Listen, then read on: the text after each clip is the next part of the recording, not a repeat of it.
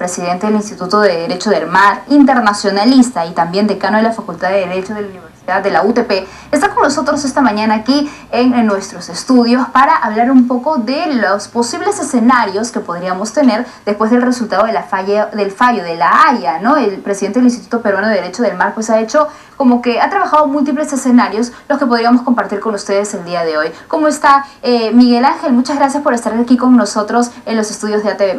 Muchas gracias por la invitación, Alicia. Bueno, han planteado 6 escenarios, ¿correcto? Pero antes de ello deberíamos de explicarle a los televidentes cómo es que actúa la Corte de la Haya. ¿Qué se basa? ¿En lo que dice Perú? ¿En lo que dice Chile? ¿Busca un punto equidistante? ¿Le interesan las opiniones o le interesa lo que está escrito en documentos? Tu pregunta es una pregunta central que puede permitir ahora que la gente entienda en qué consiste el trabajo de la Corte. Primero, la Corte Internacional de Justicia es el órgano más importante de las Naciones Unidas en términos judiciales. Es el órgano judicial por antonomasia, por excelencia. Las Naciones Unidas es un foro de deliberación política. Y la Corte es una instancia jurídica supranacional. Así como en el Estado tenemos dentro cortes, instancias jurídicas nacionales, en el sistema internacional hay las supranacionales. Ahora, la Corte Internacional de Justicia, que desde 1946 al año siguiente que fue creada las Naciones Unidas, emite las respuestas jurídicas a controversias que le formulan los estados partes. ¿Qué es una controversia, Alicia?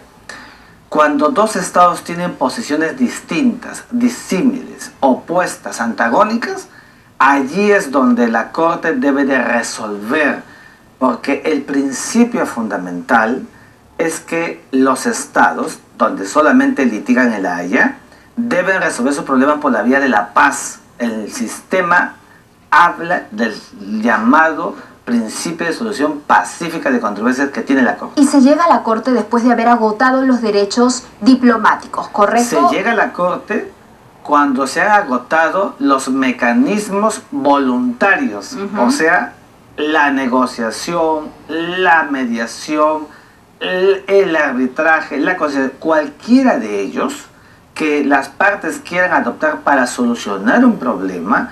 Y cuando la otra no quiere negociar, no quiere arreglar directamente el problema, se acude a una instancia jurídica donde las partes deben acudir de manera imperativa porque se han obligado con la firma de un documento anterior. Eso pasó entre Perú y Chile por la firma del Pacto de Bogotá el 30 de abril de 1948, que obligó a Perú y a Chile, pero sobre todo a Chile, porque quien demanda fue el Perú, a que acuda a la Haya en virtud del artículo 31, que ipso iure, automáticamente derecho, Chile tiene que responder a la Haya. Muy bien, vamos entonces ahora a presentarle a nuestros televidentes estos 6 posibles escenarios en los cuales ustedes han trabajado, ¿no? De acuerdo más o menos con la premisa de cómo actúa la Corte Internacional de Justicia. ¿Cuál sería el primer escenario que usted considera, Miguel Ángel? A ver, claro que sí. Yo quiero decir en primer lugar, porque estamos a muy pocos días de que la Corte emita su fallo, de que debemos conservar la tranquilidad. Lo que yo voy a decir es un ejercicio de especulación jurídica.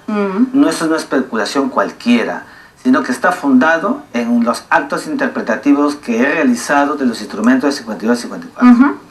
Ahora, no quiere decir que uno de estos 6 sea exactamente el fallo de la Haya, pero es un acercamiento. Podría no ser ninguno de ellos, pero están fundados en la naturaleza interpretativa de los instrumentos 52 y 54 y a la luz de la jurisprudencia que he revisado de casos resueltos por la Corte. Perfecto. Entonces, para no correr con el tiempo, ¿qué le parece si nos explica el primer escenario, la primera alternativa, que el fallo favorezca totalmente a nuestro país? Bueno, ese es un escenario absolutamente, es absoluto, ¿no? Donde la Corte le da toda la razón al Perú. ¿Qué es lo que el Perú le pidió a la Corte? El trazo de una línea media o de una línea equidistante que dividiría el área de la controversia, y lo pueden ver en el mapa. Ahí está, ese es el mapa. Esa línea media o de equidistancia se traza de tal manera que el área de la controversia de 68.000 kilómetros cuadrados se divide exactamente en 2 partes iguales, con lo cual la mitad quedaría para el Perú y la otra para Chile.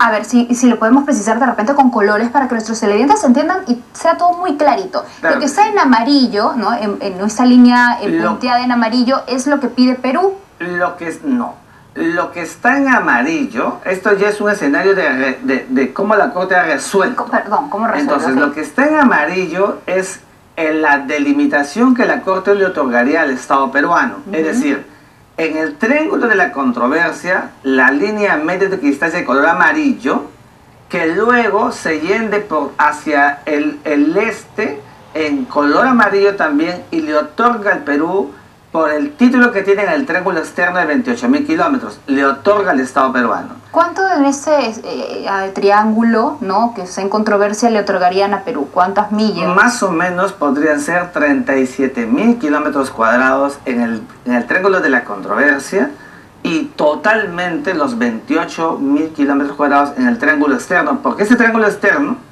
que está después del triángulo de la controversia es totalmente soberanía del Perú. El Perú no le pide a la Corte que decida, lo que le pide allí es que la Corte reconozca el título que el Perú tiene por soberanía. ¿Es probable este escenario? Este escenario yo no lo quiero probable por una razón muy sencilla. Los fallos de la Corte no son absolutos. Si la Corte trazara la línea media, lo que está haciendo es recortarle el área de facto que actualmente tiene Chile.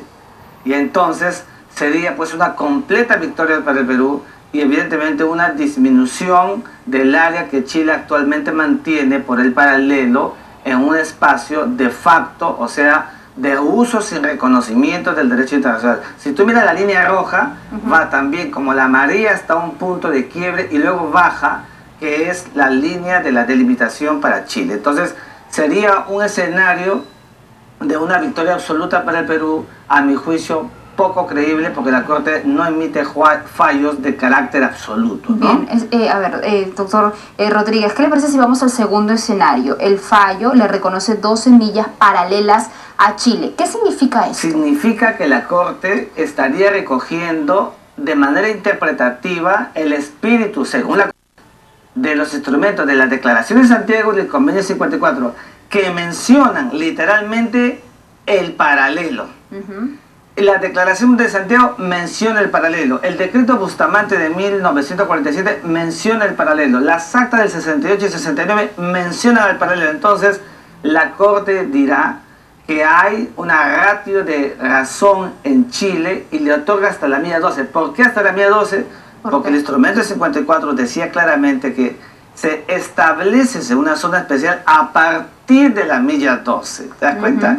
Es decir, reconoce que desde el punto de origen, que es el punto Concordia hacia las 12 millas, es una línea paralela. Y entonces, ahora, pero perdóneme, en este segundo escenario, igual la zona más baja de Tacna se quedaría igual con mucho espacio sin mucho espacio de pesca, Tacna, ¿no? De se salida al mar. quedaría nuevamente con la denominada técnicamente costa seca, porque Tacna no tendría una costa inmediatamente, pero esto es importante decir a los pescadores y a la gente, porque aquí pueden surgir pues posiciones muy pero muy demagógicas. Después de la milla 12 tenemos que contemplar que la Corte bajaría la línea media otra vez hasta el punto de intercepción, donde confluyen, uno mira la línea amarilla y la línea roja para Perú y para Chile, con lo cual el Perú estaría otra vez ganando un espacio del mar de la controversia, que ya no será el 100% de lo que inicialmente se pedía en el cuadro anterior. Pero si te fijas, siempre obtiene el triángulo externo. Ok, o sea, tendríamos la costa seca, pero obtendríamos el triángulo externo y luego de la milla 12, ¿no?, ya más espacio de mar. O sea, en algún punto ya hasta las 200 millas. Un área de aproximadamente unos 25.000 kilómetros cuadrados. Doctor Rodríguez, ¿qué tan probable es este escenario? Pues es un escenario bastante lúcido, porque la Corte estaría combinando interpretativamente, por favor, no salomónicamente, los instrumentos 52 y 54, en virtud del paralelo, y además el principio de equidad que gobierna por el principio de tierra domina el mar, que el Perú no puede pues quedarse permanentemente con costa seca, y se tiene que trazar una línea media para que pueda obtener una ratio que no tiene y que le corresponde por la forma de su costa. Perfecto. Estamos, amigos televidentes, en una conversación muy interesante con Miguel Ángel Rodríguez, presidente del Instituto de Derecho del Mar, y estamos analizando posibles escenarios, ojo, posibles escenarios que puede darse el día lunes tras el fallo de la Corte de La Haya. Vamos con el tercero, doctor. A ver, vamos a presentarles el tercero, y es: el fallo le concede a Perú 12 millas de equidistancia. Ahí está. Si te fijas, Alicia, aquí la Corte está otra vez combinando los dos criterios. El de la línea media, en primer lugar ahora, y luego el del paralelo. La diferencia con el anterior es que aquí el punto de partida es inmediatamente desde el punto Concordia. Se traza una línea media que va hasta la milla 12 y luego una suerte de meseta que va hasta la milla 200 para Chile. Esto es lo que técnicamente puede calificarse como una suerte de reconocimiento parcial de los actos propios que Chile ha invocado. O sea, que como el Perú para Chile siempre adujo el paralelo, como el Perú para Chile, los famosos mapas de escuela nueva, los textos internacionales o nacionales que habrían dicho la mención al paralelo, la Corte mayoritariamente reconocería el paralelo. Pero fíjate también en este escenario, Alicia, el triángulo externo otra vez quedaría con el Perú. Repito, porque no es objeto de la controversia, es solamente petición de reconocimiento del título que nos corresponde por soberanía marítima. Este es un escenario, también hay que decirlo, de victoria para el Perú, porque otra vez el paralelo inicial se ha movilizado y el statu quo ya no es el mismo. Por tanto, el Perú obtendría un reconocimiento parcial por parte de la Corte, que debemos asumirlo como un reconocimiento de la pretensión peruana. Ahora, díganos, ¿por qué es tan importante el triángulo externo? O sea, para los fines marítimos y también de soberanía, ¿por qué es tan importante ese triángulo externo? Es extraordinaria, Alicia, porque el triángulo externo, según el principio tierra domina el mar, está dentro del Estado peruano. El dominio marítimo del Perú es hasta las 200 millas. Entonces, lo que hace la Corte es decirle al derecho internacional y al Estado peruano que efectivamente ese triángulo es absolutamente del Estado peruano.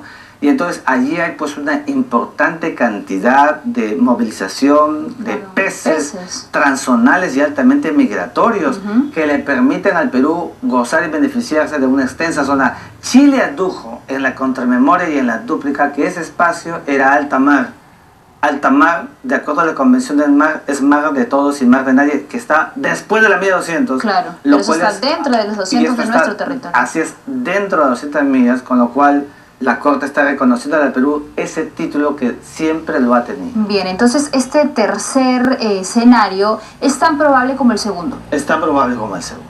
Vamos entonces ahora al cuarto escenario. El fallo favorece totalmente la posición chilena. ¿Cómo sería el mapa en ese caso, doctor Rodríguez? Alicia, aquí estamos frente a un escenario de victoria completa para Chile, porque si te fijas, la línea punteada de color rojo se mantiene exactamente igual como está hasta el día de hoy. Es lo que se llama técnicamente el mantenimiento del statu quo. Regresamos nuevamente a la costa seca. Regresamos y la costa seca se mantiene desde la orilla del mar hasta la milla 200. Wow. Eso significa que la Corte ha hecho dos cosas. No ha recogido ninguno de los argumentos del Perú sostenidos en la memoria, en la réplica y en los alegatos. Y más bien ha hecho caso jurídicamente a la totalidad de los actos propios, ya no es parcial, sino totalmente los actos propios chilenos. Sin embargo, la Corte otra vez nos daría a nosotros el triángulo externo, porque ese triángulo está dentro del espacio del Estado peruano. Bueno, no nos sorprendamos, doctor Rodríguez, perdóneme, no nos sorprendamos mucho, porque esa es la actualidad. Es así como funcionan las cosas hoy en día. Ese es el mapa actualmente, y esto hay que decirlo, porque esto es muy importante.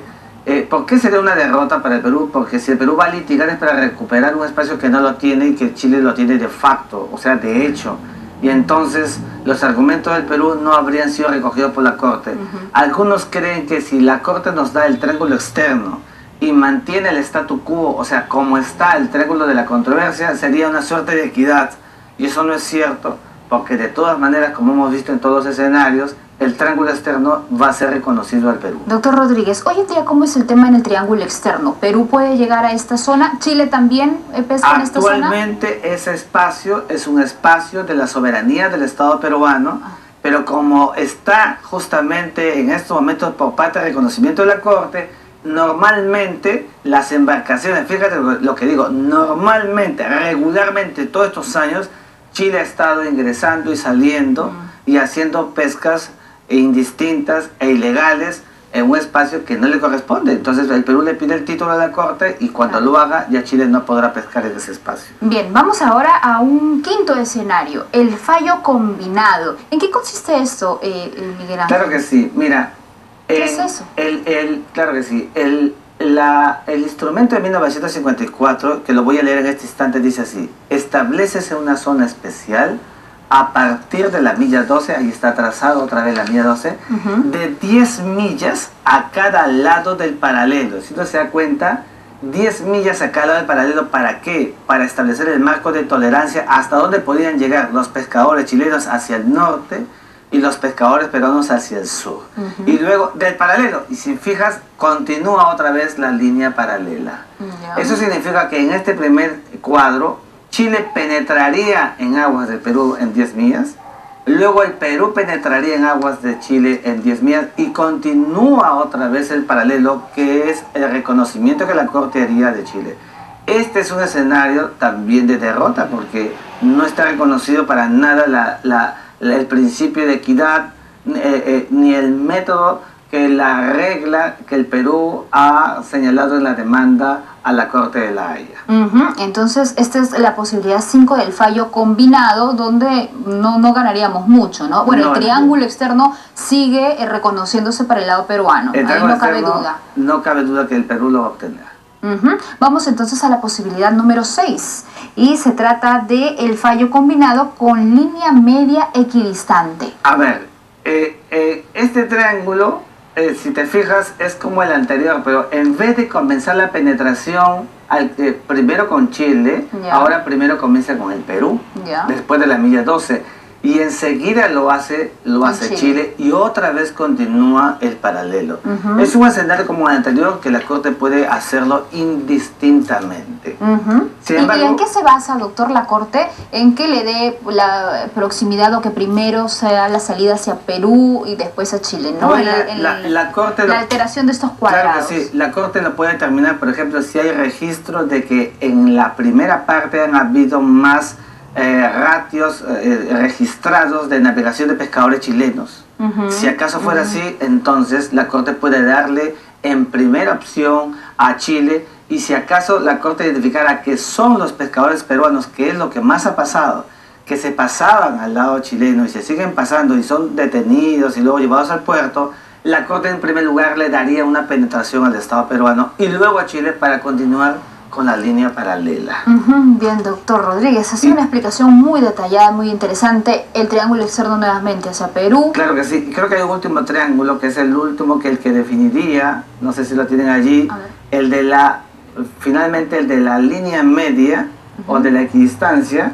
Y yo les puedo, en todo caso, mostrar. No sé si tenemos algún cuadro más, ¿no? A ver, pero pantalla. Ya no tenemos ningún cuadro más en pantalla, pero lo podemos mencionar aquí. No, aquí lo tienen, es decir, la Corte recoge no lo mueva para que se pueda la naturaleza del paralelo de la milla 1 a la 12, la penetración inicial del Perú, en primer lugar, luego la de Chile, y al final otra vez vuelve a trazar la línea media o de equidistancia. Ya no va en línea recta. Ya no va en línea recta, sino reconoce la línea media de equidistancia. En este escenario tenemos un reconocimiento de una victoria para el Perú, porque está primando la petición fundamental del Estado peruano, que ha sido el principio de equidad, o sea, que cada uno tenga lo justo, y con el método de línea media, que es el que gobierna el derecho internacional de la delimitación marítima. Con lo cual, fíjate, la Corte seguirá la secuencia lógica que ha venido teniendo en los últimos años. En el año 2007 se emite el fallo en Nicaragua, Honduras, donde hay otra vez línea media. En el 2009 el fallo de Rumania, Ucrania, línea media equidistancia. Nicaragua, Colombia en el mes de noviembre del año 2011. Estamos por eso persuadidos científicamente, esto no es triunfalismo, por favor, de que la Corte, estoy persuadido que emitirá un fallo reconociéndole al Perú lo que le corresponde, una porción del mar que por el principio tierra domina el mar, debe el Perú gozar, porque hay una inmensa cantidad de riqueza y porque se trata de un estrato de soberanía que el Perú históricamente lo tiene, como Chile también, de acuerdo al principio de equidad. Doctor Rodríguez, estoy volando en tiempo, pero solamente me queda una pregunta pequeñita, y es, ¿cómo se acata el fallo? Porque en Chile algunas voces decían de que eso se va a acatar de manera gradual, progresivamente, que hay que cambiar algunos estatus y algunas normas, que es cierto, pero también otros institucionalistas y sobre todo internacionalistas comentan de que el fallo se acata inmediatamente. Entonces, ¿cómo se tiene que trabajar post-sentencia? Fíjate, en estos casos tenemos que ser muy objetivos. No hay mayor interpretación que la que se hace a partir del estatuto y del reglamento de la Corte. Y dice que al final de la lectura, el fallo se vuelve obligatorio y su cumplimiento es inmediato. Esto significa dos cosas. Que terminada la lectura de sentencia y seguramente definidas las soberanías que antes no habían, con una delimitación clara, los pescadores que quisieran salir a navegar, a faenar y pescar, ya no pueden ser detenidos, ya no pueden ser llevados al puerto y ya no pueden ser obligados a pagar una multa. Y las embarcaciones chilenas que se encuentren allí antes de la lectura de la sentencia, luego de esta, tendrán que dejar ese espacio y ya no podrán pescar. Y si lo hacen, es ilegal. Pero hay algo importante, si me permite finalmente. Mira, tenemos que ser sensatos. Si la sensatez no es la regla, creo que vamos a perder la brújula. La tesis de que el acto inmediato funge para el derecho no significa pues que en ese preciso momento las normas de Chile para adecuarse al mandato del fallo también se van a aplicar ipso iure inmediatamente. Tiene que haber una adecuación en la ley chilena y mientras eso se hace no es incompatible con las acciones de faena que pueden hacer los pescadores nuestros. Entonces, a eso es lo que nosotros llamamos la implementación, el proceso inmediato que significa el cumplimiento cabal de un fallo. Dos soberanías absolutamente definidas para Perú y para Chile. Perfecto, muy bien. Doctor Miguel Ángel Rodríguez, muchísimas gracias por haber estado con nosotros esta mañana. Siempre es un placer conversar con usted y bueno, tener claro, ¿no?, por dónde iría el resultado, la sentencia de la Corte de La Haya este lunes.